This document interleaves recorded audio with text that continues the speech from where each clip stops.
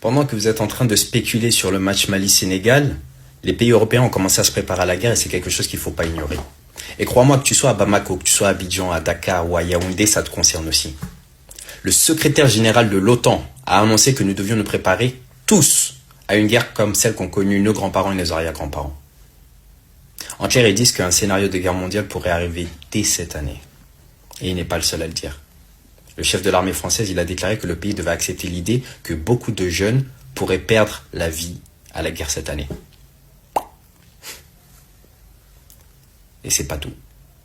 Si on regarde ce qui se passe ces 2 derniers mois, il y a plusieurs pays européens comme la Suède et l'Allemagne qui ont envoyé des messages à leur population pour leur expliquer que tous les civils de plus de 18 ans, parfois entre 18 et 25 ans, pourraient être appelés à servir dans l'armée de façon obligatoire.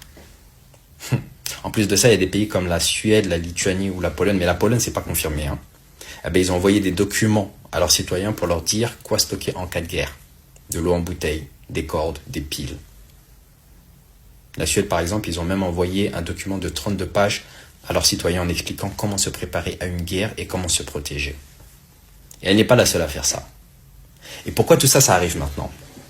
Après ce qui s'est passé récemment, des actions militaires des États-Unis contre le Venezuela, il y en a qui pensent qu'ils pourraient s'en prendre à Cuba et à la Colombie, voire même au Groenland. Et si ça arrive, c'est pas seulement un problème américain, c'est un problème mondial. La confiance envers les Nations Unies, elle s'est effondrée. Et il y a beaucoup de pays qui se disent maintenant que s'ils ont des conflits avec des pays voisins, ils peuvent attaquer et tenter de récupérer des territoires qui sont contestés. C'est ce qu'on voit déjà avec la Russie et l'Ukraine. Et il y en a qui pensent que la Chine pourrait attaquer Taïwan. Personnellement, je pense pas, mais c'est ce qu'ils pensent en Europe.